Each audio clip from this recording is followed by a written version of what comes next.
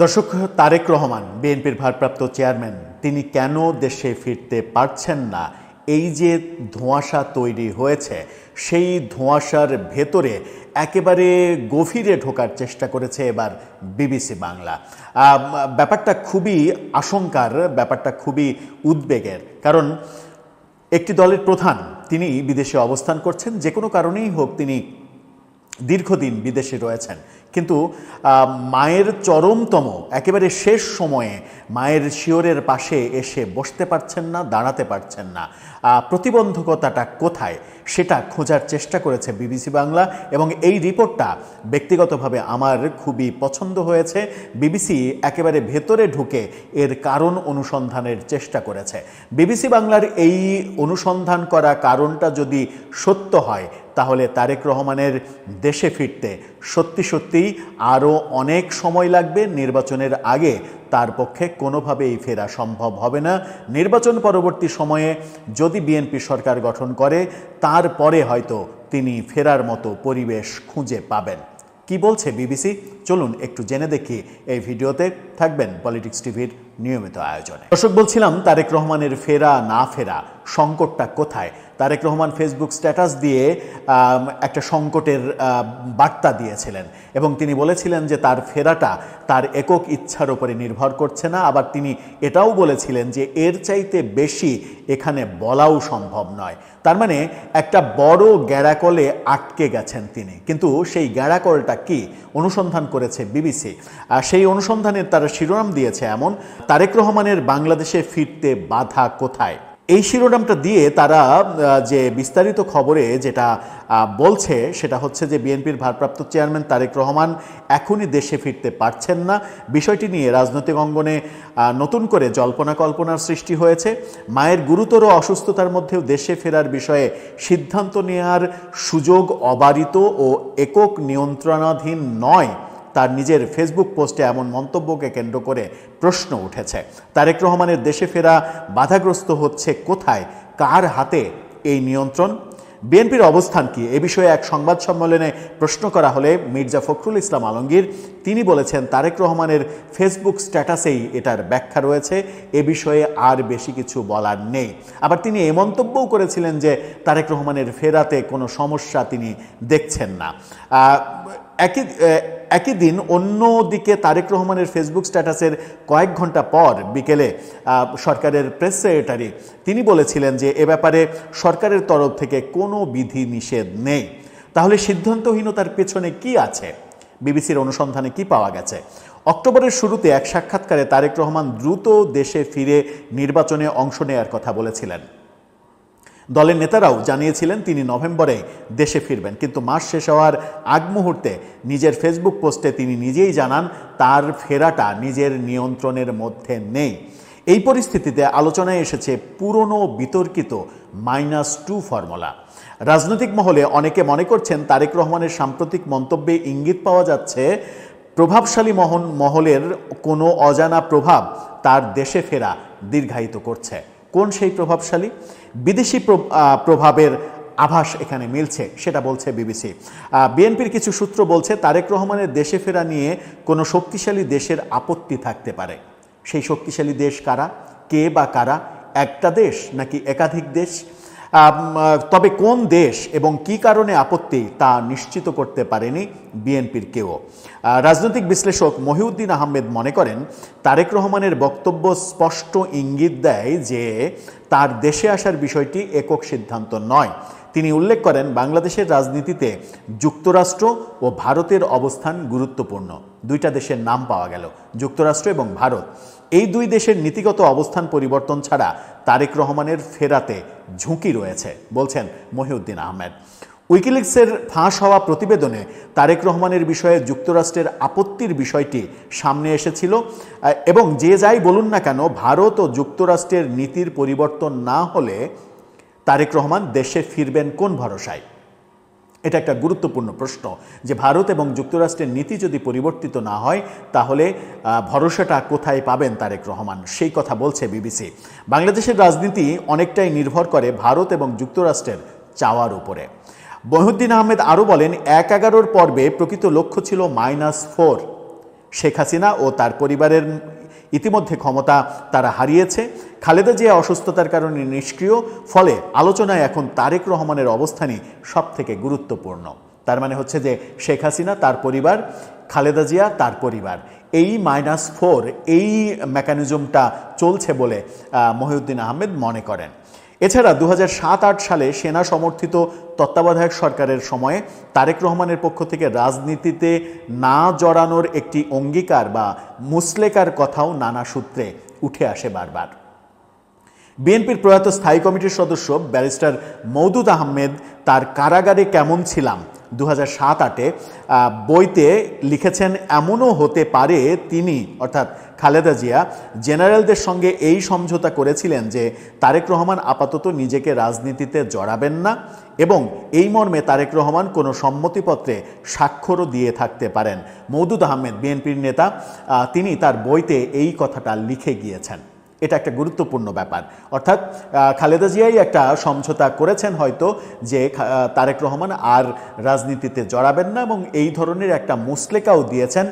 এই কথাটা মওদুদ আহমেদ তার বইতে লিখেছে, যে বইটা 2007 এবং 2008 ওই সময়কে কেন্দ্র করে মওদুদ আহমেদ লিখেছিলেন।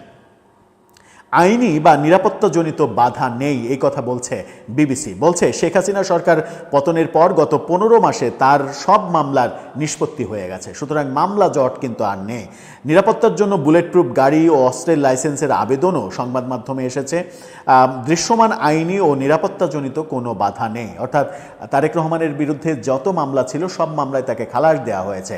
এমনকি 21শে আগস্ট গ্রেনেড হামলা 2004 সালের আওয়ামী লীগের সমাবেশে যে গ্রেনেড হামলা, যেখানে 23 জন মারা গিয়েছিল, সেই মামলায় যাবজ্জীবন সাজা পাওয়া তারেক রহমানকেও কিন্তু মানে খালাস দেওয়া হয়েছে। তবে খালেদা জিয়ার অবস্থা সংকটজনক হওয়ার পর সামাজিক যোগাযোগ মাধ্যমে তারেক রহমানকে দেশে ফিরে মায়ের পাশে দাঁড়ানোর আহ্বান জোরালো যখন হয়, বিএনপিও জানায় মায়ের কাছে থাকার তীব্র আকাঙ্ক্ষা থাকলেও তার পক্ষে একক সিদ্ধান্ত নেওয়া সম্ভব নয়।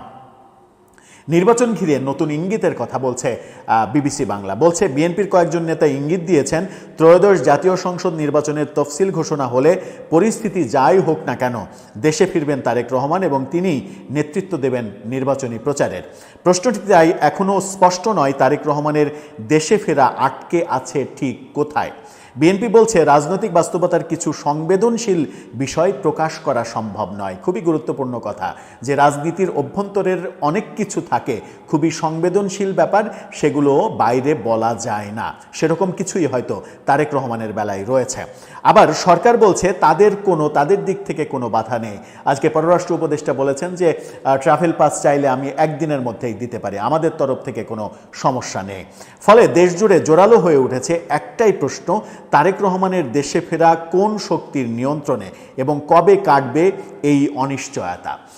বিবিসি বাংলার এই রিপোর্টে মূলত তুলে আনা হয়েছে যে বাংলাদেশ সরকারের যদি আপত্তি না থাকে তাহলে সংকটের জায়গাটা সম্ভবত বাংলাদেশের রাজনীতিকেন্দ্রিক ভারত এবং যুক্তরাষ্ট্রের অবস্থান। ভারত যুক্তরাষ্ট্রের সঙ্গে শুল্ক নিয়ে একটা সম্পর্ক খারাপের দিকে যাচ্ছিল, কিন্তু সাম্প্রতিক সময়ে ভারতের সঙ্গে যুক্তরাষ্ট্রের একটা প্রতিরক্ষা চুক্তি হয়েছে। প্রতিরক্ষা চুক্তি কখন হয়?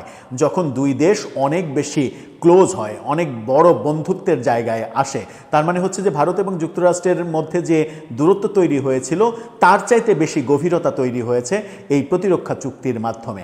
আর আমাদের এই উপমহাদেশের রাজনীতি, সেটার ভার আমেরিকা চাইবে যে নিজ হাতে কন্ট্রোল না করে অন্য একটি বিশ্বস্ত বন্ধুকে দিয়ে কন্ট্রোল করাতে, এবং সেই বিশ্বস্ত বন্ধুটির নাম অবশ্যই ভারত।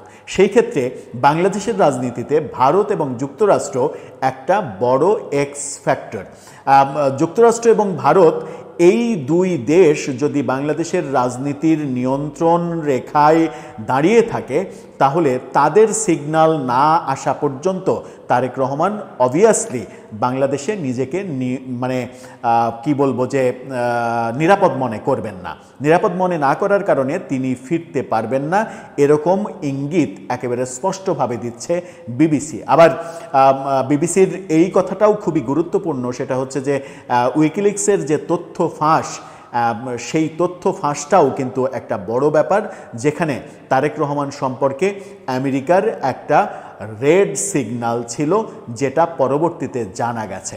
সেই সব কারণে আমেরিকা তারেক রহমানের উপরে খুব একটা আস্থাবান নয়, এবং তারেক রহমানের ব্যাপারে তাদের যে অবস্থান, সেই অবস্থানটাও খুব একটা পজিটিভ না। বাংলাদেশের আগামী রাজনীতি, আগামী নির্বাচন, আগামী রাজনীতি কারা নিয়ন্ত্রণ করবে সেটার ওপরে কিন্তু ভারতের অনেক কিছু নির্ভর করে।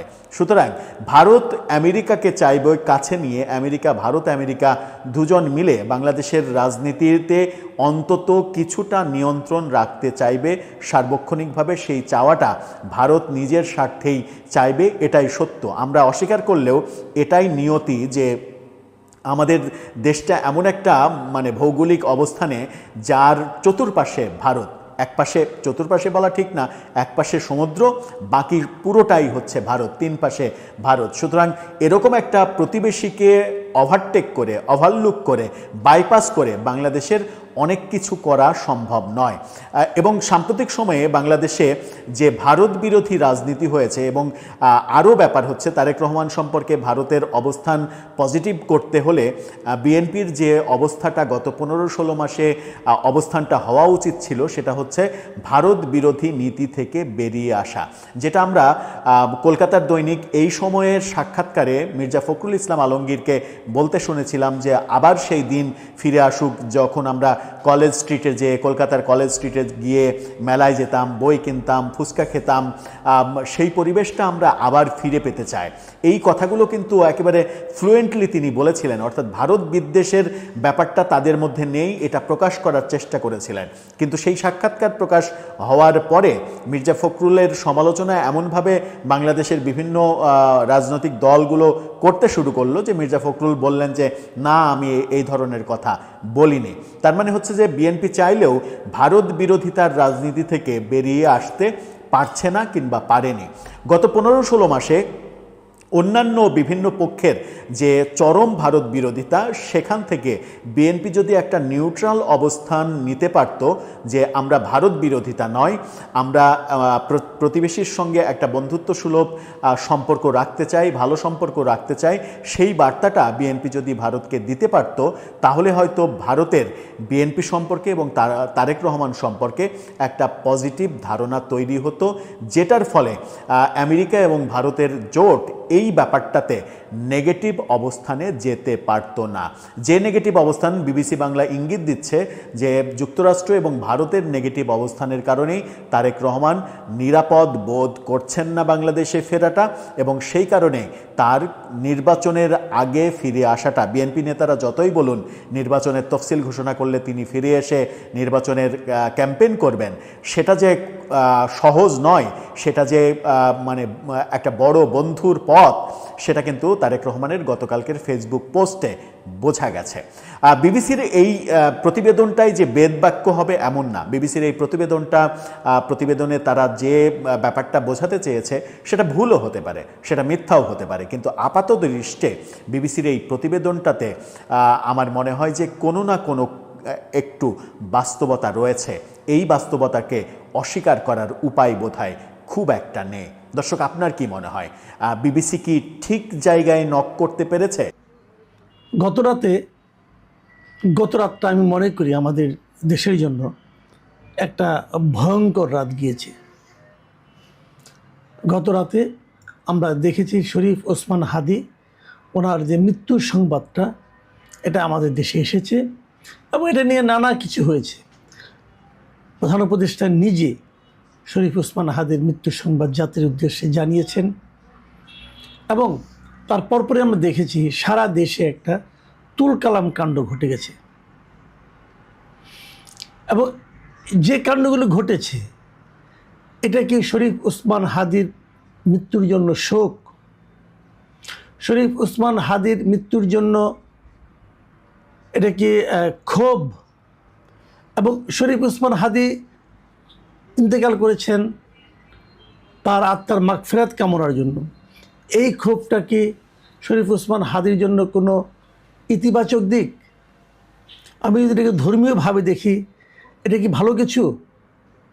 এটা আসলে কেন হলো, কিভাবে হলো?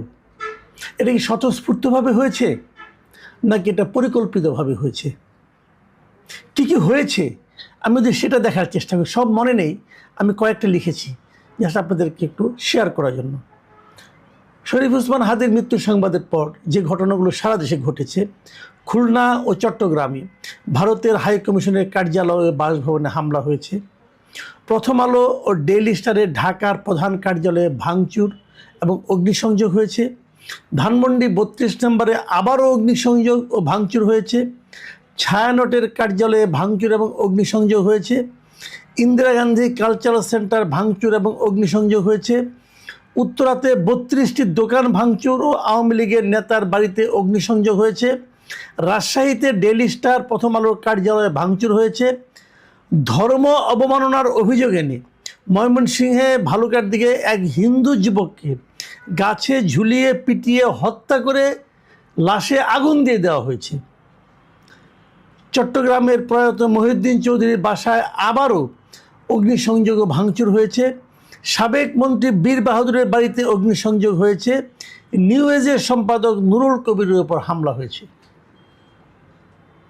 আমি যে একটা ঘটনা বললাম, এর বাইরেও অনেক কিছু হয়েছে, সবগুলো আমি পাইনি। আমি যে কটা মোটামুটি নেওয়ার পর আমি নিজেই টায়ার্ড হয়ে গেছি। আমার প্রশ্ন,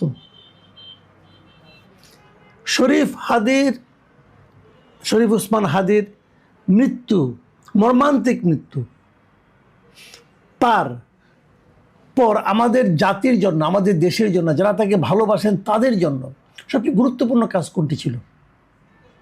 সবচেয়ে গুরুত্বপূর্ণ কাজ হলো তার হত্যাকারীকে আইডেন্টিফাই করা, হত্যাকারীকে ধরা, শাস্তির মুখে আনা এবং জানা যে হত্যার পেছনে আসলে কে ছিল। সেটা করার দায়িত্ব কার? সরকারের। সরকার সেই দায়িত্ব পালন করতে পেরেছে? যদি না পেরে থাকে তাহলে আপনি সরকারকে বলেন। আরেকটা করণীয় কাজ কি ছিল?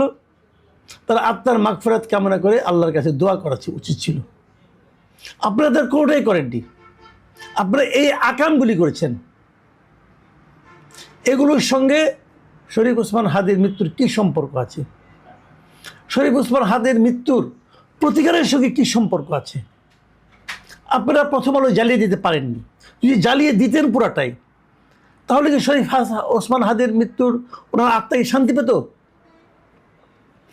শরীফ ওসমান হাদিকে কখনো বলেছে যে প্রথম আলো আমাদের জন্য একটা খারাপ জায়গা, এটা থাকলে আমার দেশের সার্বভৌমত্ব নষ্ট হচ্ছে? কখনো বলেছে? প্রথম আলো ডেইলি স্টারকে আক্রমণ করতে হবে, প্রথম আলো ডেইলি স্টারকে আক্রমণ করলে দেশে শান্তি ফিরে আসবে, এই বয়ান কে প্রচার করেছে দেশে? এই বয়ান প্রচার করেছে ইলিয়াস হোসেন, এই বয়ান প্রচার করেছে পিনাকি ভট্টাচার্য।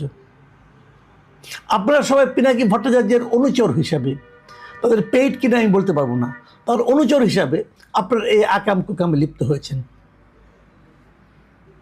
কী লাভ করেছেন আপনারা? আমরা দেখেছি অনলাইনে যখন এই ঘটনাগুলি ঘটছে, তখন মুহূর্তে মুহূর্তে, প্রতি মুহূর্তে আমরা দেখেছি ইলিয়াস হোসেন তার ভেরিফাইড ফেসবুক পেজ থেকে একটার পর একটা পোস্ট দিচ্ছে। প্রথমে একটা পোস্ট দিল যে প্রথম আলোর একটা ইটও যেন না থাকে।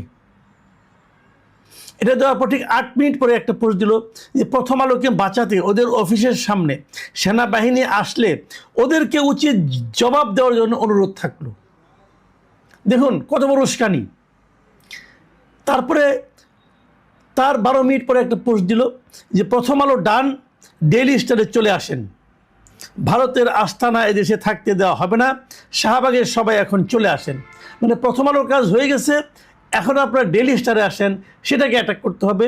তারপরে বলছে এদেশে কোনো ভারতের আস্তানা থাকতে দেওয়া হবে না এবং শাহবাগে যারা জমায়েত হয়েছিল তারা সবাই এখন ডেইলি স্টারে চলে আসেন। তারও 10 মিনিট পরে দিল একটা স্টেটাস, সেখানে এগুলো ডেইলি স্টার ডান, ওয়েল ডান বয়েজ, মানে সবাই তার বয়েজ আর কি, আর উনি হলেন লিডার। এই হলো আমাদের দেশের অবস্থা। এবং আমার সবচেয়ে ধিক্কার এই সরকারকে, ধিক্কার এই সরকারের স্বরাষ্ট্র মন্ত্রণালয়কে, আমার ধিক্কার সেনাবাহিনীকে পর্যন্ত। কারণ সেনাবাহিনীকে কিন্তু ম্যাজিস্ট্রেসি ক্ষমতা দেওয়া হয়েছে। এই যে একটার পর একটা বিদেশ থেকে ইনস্ট্রাকশন দিয়ে দিয়ে ইলিয়াস হোসেনের মতো দুর্বৃত্ত এই কাজগুলি করালো, কেউ প্রতিরোধ করতে নামলো না কেন? বলা হলো সেনাবাহিনী আসতে তাদেরকে উচিত জবাব দেওয়া হবে, সেনাবাহিনীকে তারপরে আত্মসম্মানে লাগলো না কেন? কেউ কিছু বললো না। সাধারণ মানুষের মধ্যে, সারা দুনিয়ার মানুষের কাছে কি মেসেজ পৌঁছালো যে একটা পত্রিকা অফিস মানে সবার সামনে প্রকাশ্যে আগুন দিয়ে জ্বালিয়ে দেওয়া হচ্ছে, কেউ প্রতিরোধ করছে না, কেউ না, এবং সেটা আমাদের মেনে নিতে হচ্ছে। সরকার চুপচাপ বসে আছে। এর আগেও আমরা দেখেছি পত্রিকা অফিস সামনে অ্যাটাক হচ্ছে, এর আগে আমরা দেখেছি আনিস আলমগীরের মতো লোককে ধরে নিয়ে যাওয়া হচ্ছে। কেন? আপনারা একবার ভাবার চেষ্টা করুন, কেন? হাদির মৃত্যুর সঙ্গে এদের কী সম্পর্ক? বলা হচ্ছে এরা নাকি হাদির মৃত্যুকে জাস্টিফাই করার জন্য এক ধরনের বাস্তবতা তৈরি করেছিল। তো আপনাদের কি মনে হয় প্রথম আলো পরে ওই ঘাতক ওখানে গিয়েছিল? আনিস আলমগীর কিংবা আমি কিংবা আব্দুল নূর তুষার আমাদের কথা শুনে ঘাতক ওখানে গিয়েছিল? এই ঘাতক তো হাদির সঙ্গে ছিল। হাদির সঙ্গে এই ঘাতককে কে ভিড়িয়ে দিল? আমি ভিড়িয়ে দিয়েছিলাম, আনিস আলমগীর ভিড়িয়ে দিয়েছিল, প্রথম আলোর মতিউর রহমান ভিড়িয়ে দিয়েছিল। যারা ভিড়িয়ে দিয়েছিল তারাই তো ভাঙচুর করতে গেল। তারা কারা? তাদেরকে আইডেন্টিফাই করার পরিবর্তে তারা যে প্রথম আলোকে ভাঙলো সেখানে উৎসাহ দেওয়া হলো এবং সরকার নিশ্চয় বসে থাকলো। দায় কার? কাকে দায়ী করবেন? কাকে দায় দেওয়া উচিত? এবং আপনারা কি ভাঙচুর করলেন? ভালুকায় যে ঘটনা আপনারা ঘটালেন, যে ঘটনা আমি বলতে পারবো না, একজন লোককে বিচার নিজে এসে বলা হচ্ছে তিনি আমাদের মহানবীর নামে কটূক্তি করেছেন, এক হিন্দু ভদ্রলোক। যদি সে করে থাকে, অন্যায় করেছে, আপনি সেটা থানা পুলিশকে দেন। আপনি নিজের হাতে বিচার তুলে নিলেন, তাকে পিটিয়ে মেরে গাছে ঝুলিয়ে আগুন ধরিয়ে দিলেন। বিশ্বের কেউ শুনলে এটাকে সভ্যতা বলবে? ইসলাম আপনাদেরকে এই শিক্ষা দিয়েছে? আপনারা তো ইসলামের ক্ষতি করতে আসছেন। আপনারা ইসলামের ক্ষতি করতে, আপনি ইসলামকে একটা ধ্বংসকারী, একটা প্রতিহিংসা পরায়ণ, একটা জঙ্গি ধর্ম হিসাবে প্রমাণ করার জন্য উঠে পড়ে লেগেছেন। আপনারা তো ইসলামের ক্ষতি করছেন ইসলামের নামে। তাহলে কেন এই যে কাজগুলি করুন? সবচেয়ে বড়, আমার বিবেচনায় সবচেয়ে বড় দায়ী এখানে সরকার। দেখুন, সরকার যদি একবার ভূমিকা নিত, এই যে এতগুলি ঘটনা ঘটলো, সরকার কি একজনকেও সরকার ধরেছে? ধরে তাকে বিচারের আওতায় এনেছে? ধরলেই তো হয়, একজনকে ধরে জিজ্ঞাসা করুন তোমাকে কে পাঠিয়েছে। আপনি ধরেন, কাউকে ধরেছেন, তার মানে সরকারের কাছে প্রথম আলোকে আগুন দেওয়া, ডেইলি স্টারে আগুন দেওয়া এগুলি কোনো অপরাধ নয়। ভালো কারো একটা লোককে আগুন দিয়ে পুড়িয়ে ফেলা, হত্যা করা তার কাছে কোনো অপরাধ নয়। 32 নম্বর আবারও ভাঙা কোনো অপরাধ নয়। ছায়ানটের জিনিসপত্র, আসবাবপত্র ভাঙছে, প্রত্যেকটা লোকের ছবি আছে, ঠিক আছে, তখন ধরতে পারেন নাই, ছবি দেখে দেখে এখন ধরেন। এর কোনোটাতে কোনো মামলা হয়েছে? আমরা কোন দেশে বাস করছি? এই দেশে আইন আছে? এই দেশে প্রশাসন আছে? এই দেশে সরকার আছে? আর আছে কি কিছু সাংবাদিক মেরুদণ্ডহীন। আজকে ঘটনা ঘটলো, সাংবাদিকদের কি ভূমিকা দেখলেন আপনারা? সাংবাদিকদের নাকি অনেক ক্ষমতা। অন্তপক্ষে আমি নিজে সাংবাদিক ছিলাম, একটা সাংবাদিক তারা একটা কালো প্ল্যাকার্ড দিয়ে দাঁড়িয়ে আছে সামনে, প্রথম আলোর সামনে। প্রধান উপদেষ্টা নাকি বলেছেন ক্ষতিপূরণ দিবেন, টাকা দিলে ক্ষতিপূরণ হয়ে গেল। এই সবগুলো কাজ খুবই পরিকল্পিতভাবে করা হচ্ছে। তারা আঘাত করছে সেই জায়গাগুলোতে যেখান থেকে প্রতিবাদ আসতে পারে, যেখান থেকে প্রশ্ন উঠতে পারে, সমস্ত জায়গায় আঘাত করে তাদের তাদের মেরুদণ্ড ভেঙে দেওয়া হচ্ছে। আজকে পারতো না পত্রিকাগুলো? উচিত ছিল পত্রিকাগুলোর যে এই ঘটনার প্রতিবাদে তারা একদিন পত্রিকা বন্ধ রাখবে। আমরা দেখেছি কিন্তু এরশাদ আমলে আমি তখনও সাংবাদিকতা করতাম, পত্রিকা বন্ধ ছিল, 3 দিন 4 দিন পত্রিকা বন্ধ। একটা কারা কারণে এরশাদ বলে দিয়েছিল এই জিনিসগুলো লেখা যাবে না, তার প্রতিবাদে পত্রিকা বন্ধ ছিল কয়েকদিন। এরশাদের পতন হয়ে গিয়েছিল এই ঘটনায়। আর এখন তারা কালো প্ল্যাকার্ড দিয়ে দাঁড়ায় থাকে, বিশাল প্রতিবাদ। এই কালো প্ল্যাকেটে আগুন নিববে? এই কালো প্ল্যাকেটের মাধ্যমে মানুষের মনে যে ভয় ঢুকে দেওয়া হয়েছে, সংবাদ মাধ্যমকে যে মেরুদণ্ড ভেঙে দেওয়া হয়েছে, সেটা জোয়া লাগবে? এই মেরুদণ্ডহীন সংবাদপত্র মালিকরা, সম্পাদকরা, মানে এদের কোনো লাজ লজ্জা নাই, এদের কোনো মান সম্মান নাই। বিরাট একটা কাজ করে ফেলেছে। আমি প্রতিবাদ করেছি। আমি খুবই হতাশ, সত্যি কথা বলতে গিয়ে আমি খুবই হতাশ। এই দেশটা কিভাবে চলছে, কে চালাচ্ছে, কেন এইভাবে চালাচ্ছে, কাদেরকে ইনভাইট করতেছে, কারা সামনে আসতেছে, এগুলি কেন? আমি যদি বলি, এই সমস্ত স্থিরতার পেছনে মূল কারণ হচ্ছে, যেই মাত্র তারেক রহমান জানিয়েছেন যে উনি এই দেশে ফিরছেন, তার এই ফেরাটাকে অনিশ্চিত করার জন্য, এই ফেরার প্রতিবাদে আসলে এগুলি চালানো হচ্ছে। এগুলি চালিয়ে তারা তারেক রহমানকে বোঝাতে যাচ্ছে দেশের অবস্থা খারাপ, তুমি এসো না। আর কিচ্ছু না। এখন আপনারা ভেবে দেখেন, তারেক রহমান দেশে ফিরলে কার লাভ, কার ক্ষতি? যার ক্ষতি তারাই এগুলি করাচ্ছে, তারাই শরীফ রহমান হাদিকে মেরেছে। এবং এখানে রাজনীতি আছে। আমি এখনও মনে করি শরীফ রহমান হাদির কি মৃত্যুর পিছনে রাজনীতি আছে, আমাদের দেশীয় রাজনীতি আছে, এবং তাদের যারা এজেন্ট বাইরে আছে তারা এগুলি করাচ্ছে। এখন কার এজেন্ট কে আপনারা খুব ভালো জানেন, আরেকবার হিসাব করে দেখেন। এই নিয়ে আমি আগামীতে আরও কথা বলবো। ততক্ষণ পর্যন্ত ভালো থাকেন। ভোটের মাঠে চূড়ান্ত খেলা শুরু হয়ে গেছে। এতকাল যে সকল বিষয়াদি ছিল, সেটি হলো জাস্ট একটা খেলা শুরু হওয়ার মতো টানটান উত্তেজনা। এখন খেলা শুরু হয়ে গেছে, ভোটের মাঠের খেলা। অবাক করার বিষয় হলো যে এখানে মূলত এক পক্ষ অ্যাকশন দেখাচ্ছে খেলতে গিয়ে, আর অন্য পক্ষ অ্যাকশন না দেখিয়ে, রিয়াকশন না দেখিয়ে তকদিরের উপর, কপালের উপর, ভাগ্যের উপর তারা নির্ভর করছে। তারা অপেক্ষা করছে যে সময় সব কিছুর মীমাংসা করবে। 25 তারিখে টার্গেট করে বিএনপির সমস্ত চিন্তা চেতনা এখন 25 তারিখ কেন্দ্রিক হয়ে গেছে।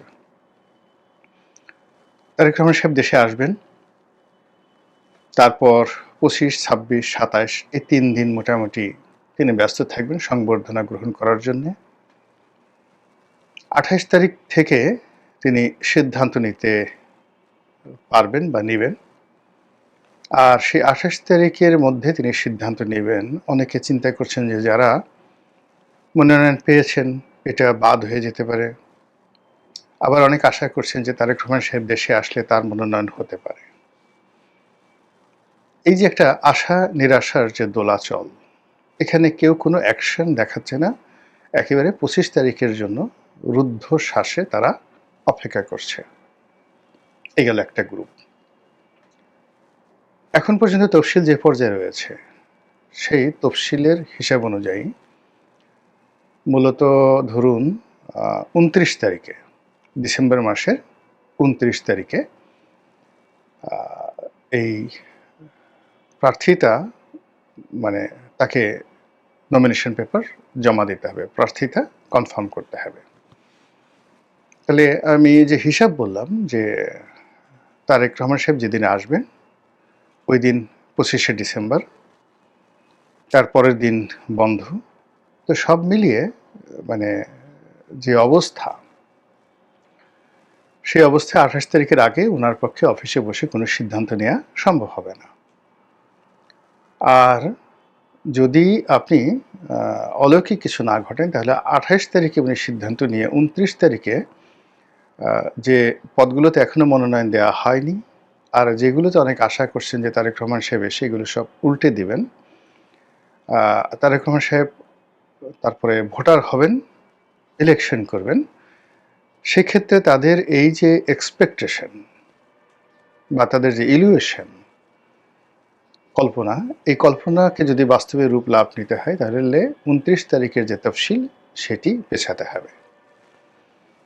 এখন বিএনপির পক্ষ থেকে এটি পেছানো সম্ভব হবে কি হবে না, এটা নির্ভর করছে সরকারের উপরে আর সরকার সমর্থিত জামাতের উপর। জামাত যদি দেখে যে এই কর্ম করলে, অর্থাৎ যদি তফসিলটা না পেছানো হয়, তাহলে বিএনপির মারাত্মক ক্ষতি হবে। তাহলে আপনি ধরে নিন তফসিল পেছানো হবে না।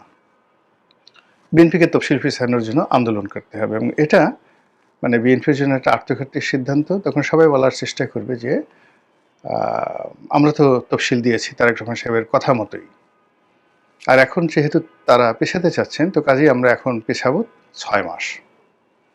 6 মাসের আগে পেছানো সম্ভব না। এর কারণ হলো এরপরই চলে আসবে পবিত্র ঈদুল ফিতর, কিছুদিন পরে ঈদুল আজহা, এরপর বর্ষাকাল, তারপরে শীতকাল না আসলে তো আমাদের দেশে নির্বাচন জমে না। বোঝার চেষ্টা করুন। তাহলে চিন্তা করুন, অ্যাকশন রিয়াকশন এবং যাকে বলা হয় ইলুয়েশন নিয়ে আমাদের যে ইলেকশন কমিশন, বিএনপি এবং জামাত এবং সরকারের মধ্যে কি ধরনের রসায়ন চলছে। জাস্ট আমি একটা ছোট্ট উদাহরণ দিলাম। দ্বিতীয় যে উদাহরণ, সেটি হলো বেগম জিয়ার শারীরিক অবস্থা। তো তিনি এখন আইসিইউতে আছেন, এবং ওসমান হাদির আহত হওয়ার পর থেকে সমস্ত মিডিয়া থেকে বেগম জিয়ার যে খবরাখবর সেটা ব্ল্যাক আউট হয়ে গেছে। আগে যেভাবে তার শারীরিক অবস্থা জানানোর বাধ্যবাধকতা ছিল, ঠিক সেই জিনিসটি আমি এই ওসমান হাদির ঘটনার পরে একটা দিনও দেখিনি। 2 নম্বর হলো যে মানুষ স্বভাবতই ভুলে যায়, আর মানুষের আবেগ যেখানে খুব প্রবল হয়, সেখানে বিবেক ধীরে ধীরে কমতে থাকে। এখন এই বেগম জিয়া একই বেগম জিয়া, উনি যখন গৃহবধূ ছিলেন তখন তাকে কেন্দ্র করে মানুষের এক ধরনের আবেগ ছিল। তিনি যখন বিরোধী দলীয় নেত্রী ছিলেন, এক ধরনের আবেগ, প্রধানমন্ত্রী আর এক ধরনের আবেগ, তিনি যখন জেলে গেলেন তখন আর এক ধরনের আবেগ, আবার তিনি এই সময়টিতে বিএনপির সুসময়ে এখন যে ধরনের কথাবার্তা, ইতিবাচক কথাবার্তা তার সম্পর্কে বলা হচ্ছে, এটাও একটা বিরাট আবেগ। আর এই যে বেগম জিয়াকে নিয়ে বিএনপির যারা লোকজন রয়েছেন, তারা যে কথা বলছেন, তাকে মানে আওয়ামী লীগ যেভাবে বঙ্গবন্ধুকে সার্বজনীন নেতা বানানোর চেষ্টা করছে এবং শেষমেশ ফেল করেছে, আর বিএনপিও এখন ক্ষমতায় না থেকেও বেগম জিয়াকে দেশের অবিসংবাদিত এবং সার্বজনীন নেত্রী হিসেবে যেভাবে প্রতিষ্ঠিত করতে চাচ্ছে, জামায়াতের জন্য সেটা খুবই কষ্টকর। এই কারণ হলো জামাতের যে অহংকারের অলংকার, যে সকল নেতৃবৃন্দ, তারা সবাই এখন মরে যাওয়ার পরেও তাদেরকে লাঞ্ছিত করা হচ্ছে। তো লাঞ্ছিত করা হচ্ছে সেই যেন তেন লাঞ্ছিত নয়, ডাকসু ভবনের সামনে তাদের ছবি এঁকে, বিশ্ববিদ্যালয়ে তাদের ছবি এঁকে যাচ্ছে তাই যে কাজগুলো করা হচ্ছে, আর তার বিপরীতে বিএনপির একটা যাকে বলা হয় শ্রদ্ধার জায়গা আছে, এটা সঙ্গত কারণে জামাতের জন্য সুখকর নয়। তো সেই দিক থেকে যেটি হলো যে এই যে বেগম জিয়ার যে অসুস্থতা এবং ওসমান হাদির ঘটনার পরে তাকে যে ব্ল্যাক আউট করে দেওয়া বা হয়ে যাওয়া, এটি কৌশল হতে পারে আর এটি প্রাকৃতিক হতে পারে, কিন্তু ঘটনা যাই হোক না কেন, মানুষ দীর্ঘদিন কোনো অসুস্থ মানুষকে নিয়ে মাতামাতি করে না। এমনকি নিজের বাবা মা দীর্ঘদিন যদি বিছানায় থাকেন, শয্যাশায়ী থাকেন, অনেক সন্তান বলেন যে আল্লাহ তুমি এই যে কষ্ট দিচ্ছ, এর সাথে তাকে উঠিয়ে নিয়ে যাও। তো কাজেই আজকের দিন থেকে 25 তারিখ পর্যন্ত, কিংবা ধরুন একেবারে 29 তারিখ পর্যন্ত, কিংবা ধরুন একেবারে নির্বাচনের পূর্বক্ষণ পর্যন্ত, বেগম জিয়ার শারীরিক অবস্থা, অসুস্থতা, তার বেঁচে থাকা না থাকা, এগুলোর উপরে বিএনপির তকদির নির্ভর করছে। আর এই বিষয়টি এতটা সেন্সিটিভ, এই বিষয় নিয়ে আমি আর কথা বলতে চাচ্ছি না। গেল দুটো। অন্যদিকে যেটা হলো যে বিএনপির বিরুদ্ধে যে পক্ষ, তারা যে অ্যাকশনগুলো দেখাচ্ছে, সেই অ্যাকশনগুলো কিন্তু মানে রীতিমতো সারা বাংলাদেশকে তোলপাড় করছে। যেমন ধরুন ওসমান হাদির যে হত্যা প্রচেষ্টা, তো এর সঙ্গে বিএনপিকে জড়ানোর চেষ্টা, মির্জা আব্বাসকে জড়ানোর চেষ্টা, এটা আলটিমেটলি বিএনপির বিরুদ্ধে যতটুকু কাজ করেছে এতে কিন্তু বিএনপির শক্তিমত্তা স্তমিত করে দিয়েছে। তো এই যে ওসমান হাদিকে যারা এই গুলি চালিয়েছে, তারা আর যা হোক বিএনপির লোক নয়, এটা আপনি নিশ্চিত ধরে রাখেন। ২ নম্বর হলো যে তারা বিএনপির শত্রু। এখন কারা করেছে সেটা সবাই যেমন একবাকে বলার চেষ্টা করছে, ভারত থেকে হচ্ছে, আওয়ামী লীগ থেকে হচ্ছে, ভালো কথা। কিন্তু আওয়ামী লীগ তো বিএনপির বন্ধু নয়। তো কাজেই এখানে আওয়ামী লীগ বিএনপির বিরুদ্ধে অ্যাকশন দেখাচ্ছে। আর আওয়ামী লীগ সম্পর্কে বিএনপি শুধু চিন্তা করতে পারছে, রাগ হতে পারছে, ক্রোধ দেখাতে পারছে, পরিকল্পনা করতে পারছে, কোনো অ্যাকশন দেখাতে পারছে না। আর যে সকল অ্যাকশন দেখাতে পারছে সেটা তৃণমূলে আওয়ামী লীগের যারা নেতৃত্ব তাদের আসলে ঘোড়ার ডিম, কিছুই হচ্ছে না, একটা পশমও তাদের স্পর্শ করা যাচ্ছে না। গ্রামে হয়তো রাগ হয়ে আপনি আওয়ামী লীগ কোনো নেতার গরু চুরি করছেন, গরু ধরে নিচ্ছেন, জবাই করছেন, কোনো আওয়ামী লীগের কর্মীর বাড়িঘরে হামলা চালাচ্ছেন, ২-৪টে ধর্ষণের ঘটনা ঘটছে, লুটপাটের ঘটনা ঘটছে, এবং এগুলো মানে বিএনপির যে ভোট ব্যাংক সেই ভোট ব্যাংকে আরও গজব তৈরি করছে। গেল এটা। যদি আওয়ামী লীগ না হয়ে এই ঘটনার সঙ্গে অন্য কেউ জড়িত থাকে, তৃতীয় পক্ষ, চতুর্থ পক্ষ, দেশি শক্তি, বিদেশি শক্তি, ওটা বিএনপির জন্য আরও মারাত্মক অ্যাকশন। তো এই অ্যাকশনের পরে আপনি ধরুন এই যে একটা বিজয় দিবস গেল, এই বিজয় দিবসে বিএনপির যারা প্রতিপক্ষ তারা যে অ্যাকশনগুলো দেখিয়েছে সেই অ্যাকশনের অ্যাগেনস্টে বিএনপি রীতিমতো বেকুব হয়ে গেছে। বিএনপির বড় বড় নেতারা যেভাবে অসহায় বোধ করেছে এই ১৬ই ডিসেম্বর তারিখে, এবং কার্যত বিএনপি মানে এই তোষর নীতি, মানে এখন সব কিছু তারা ভালোয় ভালোয়, নরমে নরমে তারা করতে চাচ্ছে। তারা একবার বলতে পারেনি যে কেন কুচকাওয়াজ হলো না। তারা এই অনুষ্ঠানে সদল বলে বঙ্গভবনে যেতে পারেনি, রাষ্ট্রপতির পাশে তারা দাঁড়াতে পারেনি, এমনকি সেনাপ্রধানের পাশে তারা দাঁড়াতে পারেনি, অথবা ডক্টর মোহাম্মদ ইউনূসের পক্ষে দাঁড়াতে পারেনি।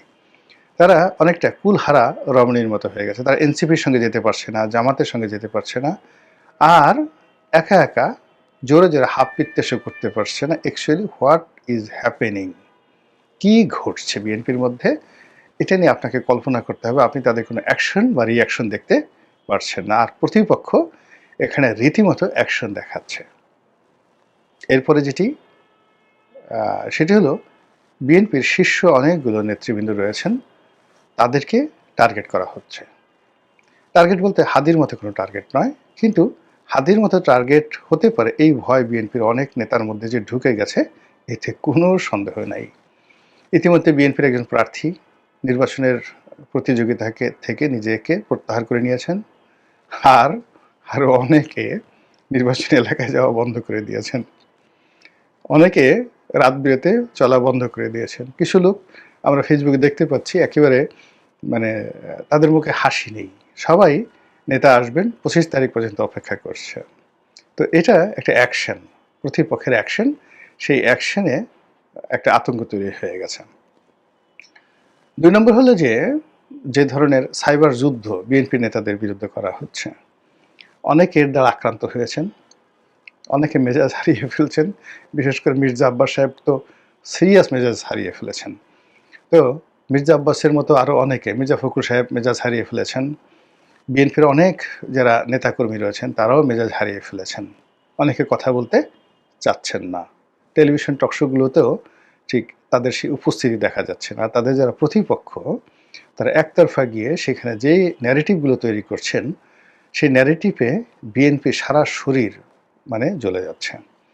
তো এই যে মির্জা আব্বাস সাহেবের মতো, মির্জা ফখরুল সাহেব, গয়েশ্বর বাবু, সালাউদ্দিন সাহেব তো রীতিমতো নির্বাসনে গেছেন, গত সেই ১০-১২ দিন ধরে তার কোনো বক্তব্য শোনা যাচ্ছে না।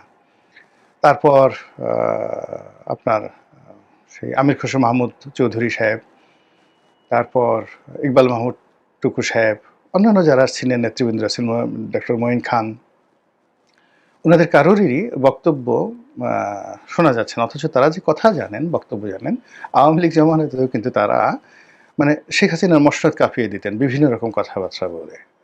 তারা ভয় মানে এই যে সবাই বলে, কিন্তু শেখ হাসিনার জামানাতে এই যে জেলে ঢুকানো হলো, জেল থেকে বের হলো, বের হয়ে তারা এমন একটা বক্তব্য দিতেন শেখ হাসিনার সম্পর্কে। কিন্তু এখন কি একটা অজানা আশঙ্কা, তারা মুক্তিযুদ্ধ নিয়ে কথা বলতে পারছেন না, গোলাম আজম সাহেবকে নিয়ে কথা বলতে পারছেন না, ডাকসু নিয়ে কথা বলতে পারছেন না, ডক্টর ইউনূসের নাম নিতে গিয়ে তাদের অজু করতে হচ্ছে রীতিমতো। তা এই যে একটা অবস্থা যে পাক পবিত্র অজু করতে হচ্ছে, দাঁত মাজতে হচ্ছে, ভালো পোশাক আশাক পরতে হচ্ছে, যেন কোনো অবস্থাতেই বিএনপি নেতাদের কোনো বক্তব্য দ্বারা ডক্টর মোহাম্মদ ইউনূস কষ্ট না পান।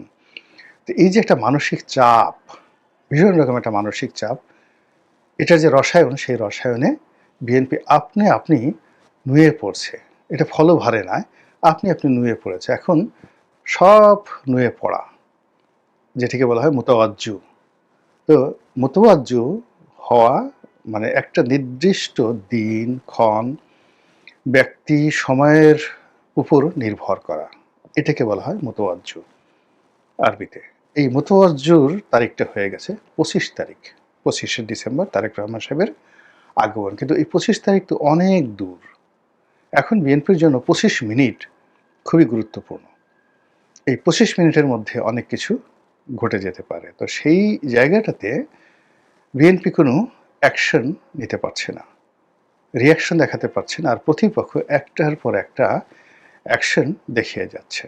ফলে কি হলো, এত বড় একটি রাজনৈতিক দল, ব্রুট মেজরিটি 35%, আর 280টি সিটে, সংসদীয় আসনে নিশ্চিত বিজয়ের হাতছানি, সরকার গঠনের শতভাগ নিশ্চয়তা।